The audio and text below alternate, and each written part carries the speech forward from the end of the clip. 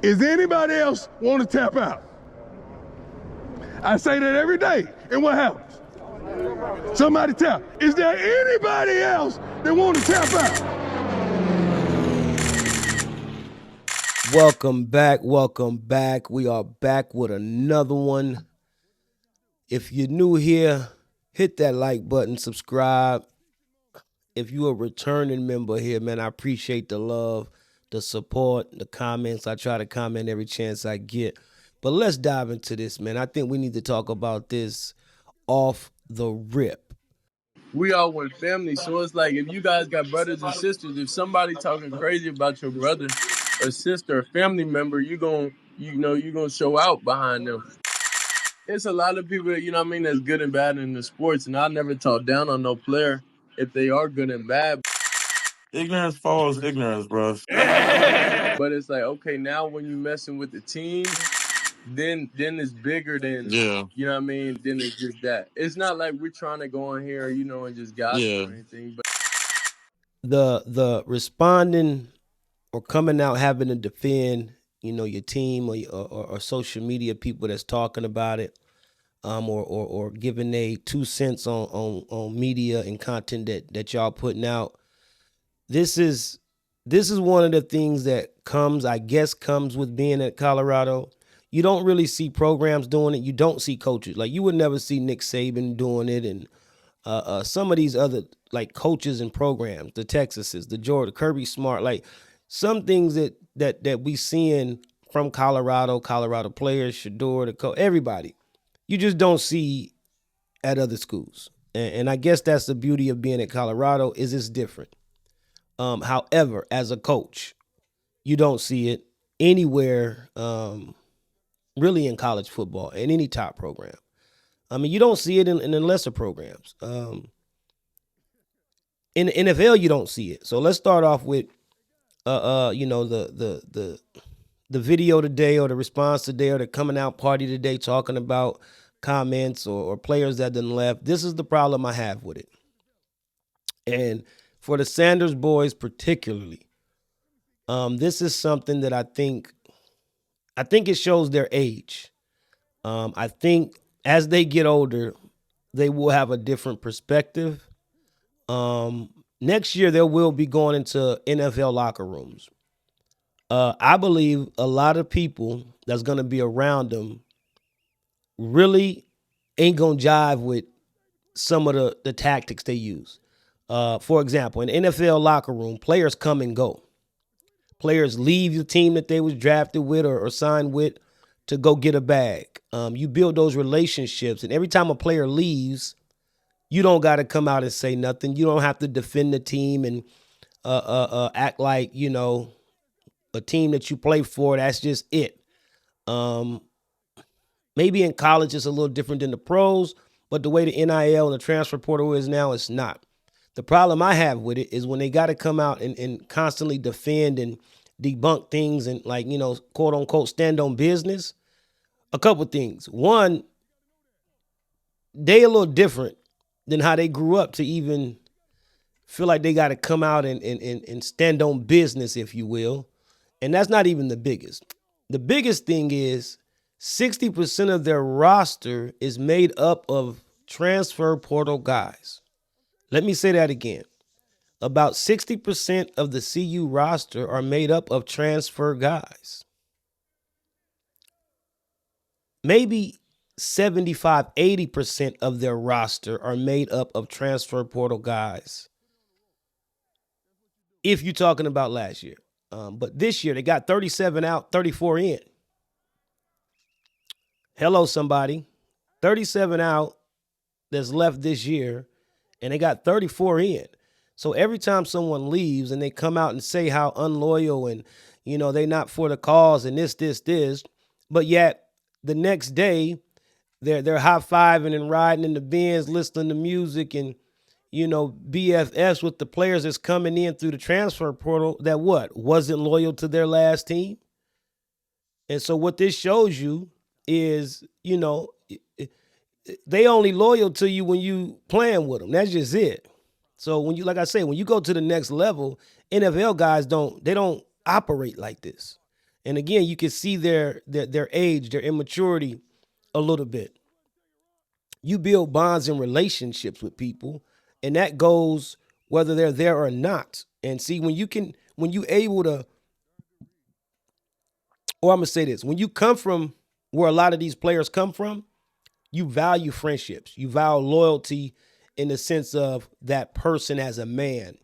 Now, if everybody is not making any money, everybody outlook would be different. But people that's making a lot more money, like the quarterback, he can feel how he feel, but you're the quarterback. And I'm gonna be the first person to say it because a lot of people don't want to say it or just ignore the fact that that team is doing what is best for number 2, the quarterback. I'll repeat it. Colorado is doing what's best for number 2, the quarterback, whether that be the Heisman or the draft stock. They're doing what's best for him. So if you're a running back, you're not going to see you. Not if you want to help your draft stock. You saw what happened last year to Smoke. You saw McCaskill leave. Edwards left. Edwards was like a son to Prime. So I guess he's not loyal because he left and wanted to do something that was looking out for him, because the Sanders always going to look out for them. Prime did it when he left Jackson. He looked out for him and his sons. No knock on that. I respect that. But as players, y'all can't get into this spit and spat back and forth when a player leaves. Because when you get to the NFL, when players leave, that's just what it is. But you can't come out publicly and send a tweet and act like, a person not loyal because they left the team that you still own. Because it's going to come a day, and I hate to say it, everyone thinks they're a top 1 pick, top 2, top 3 pick. It's going to come a day where the team that drafted you more than likely is going to get rid of you. And then you're going to be sitting there saying what? Oh, I had to go do what's best for my family. I had to do what's best for my career. So in that sense, it's all right. But now you're looking at it, they're disloyal. You have to be careful with the limelight and what comes with it.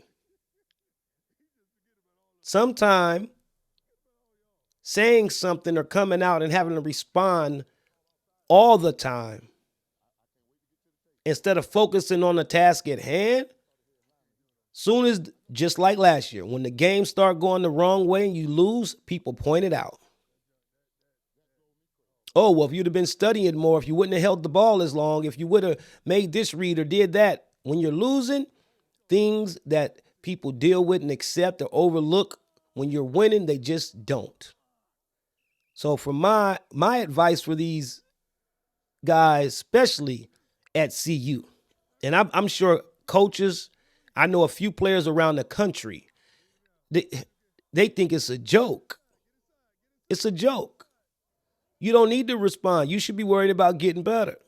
Now people say, oh, they got the freedom to do what they want. You absolutely right. But I'll tell you what, it'll be a situation like Talib Khalib and the receiver, Crabtree. I can see it happening now. Oh, that receiver left. He ain't loyal. He wanted to sign a bigger contract. Or that defender left our team. And he see you in the summer in the offseason and he check you. Because believe me, y'all not like that. You can act like it. Your dad is Deion Sanders. Like, don't get it twisted. People know. Y'all know. So it is like allow people to do what's best for them, because you guys have always done what's best for you. Your father has always done what's best for you guys. Don't be so quick to judge and talk about another player doing what's best for them in their career. People that's looking at y'all right now at the next level is saying, yeah, man, when them cats get here, man, you got to watch them. Yeah, people see that. And you dealing with grown men, 35-year-old men, 30-year-old men, that when they make a decision for their family, that's just it. When you pocket watching and got something to say, they going to see you in the offseason, they going to check you. Then you can't hide behind daddy. Okay, you're gonna be going to the NFL union, the PA, the league. You know, you're gonna go to the union. Oh my God, he hit me, he threatening me, because that's what it's gonna be when you get to running your mouth about what players are doing in the NFL at the next level.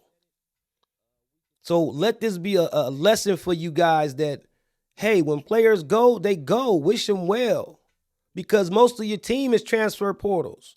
So don't talk about disloyal guys. Other guys were disloyal. And if you a guy that stand on principle and loyalty, you don't deal with nobody that's disloyal. That's the contradiction right there. That's how you can tell what kind of cats these cats are. If you don't deal with something, you don't deal with it across the board. Don't talk about you don't deal with disloyal people when they going out, but you deal with disloyal people when they coming in. That don't make any sense. So just let these guys go that go. Focus on what y'all got to focus on. Y'all got a big task this year. Y'all got a lot of talent. And I watched the spring game. The spring game didn't impress me when I'm comparing it to 6 or 7 other, not even the top schools, spring games. I hate to say it. That spring game was remnant of a lot of last year. RPO read option. Quick throw, quick slant, over in route if it's there. I even seen a couple, sacks, not tackle sacks, but blow the whistle sacks. Couple batted balls. I see a lot of remnants of last year. So, don't worry about the outside noise. Let that go. Show it on the field. Because if you lose a game or two, people are going to start talking about this offseason. This is what coaches are going to talk about. And I think we seen enough about, man, don't poke the bear. We saw that last year. People gonna poke the bear. Y'all got talent in key positions. But the Big 10, the Big 12, the SEC, ACC, all of those are different conferences than the Pac-12. I hate to say it. See, you will see. The fans will see. In the trenches, it's a big difference. It's a level up. Film. It's going to be a different ball game. I know the coordinator coming in there saying he want to run cover one. That's not going to work. You got Travis Hunter in the slot. That's a whole nother video. I'll be dropping that too.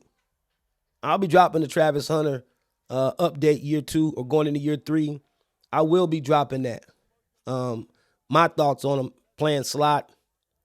You got some guys on the outside, but if he the dog that he's supposed to be, he should be DB1 shutting down half the field. But we were talking a day earlier. It was a lot of times last year where he was shown not to be able to play the ball in the air with a receiver downfield. And you got Prime as the head coach, Hall of Fame DB. That should be the last thing a Travis Hunter shouldn't be able to do. And a lot of corners do it, but you got Prime there. You got Mathis there. So some of the things like some of these guys should be really worrying about, coaching staff and player-wise, they not worried about.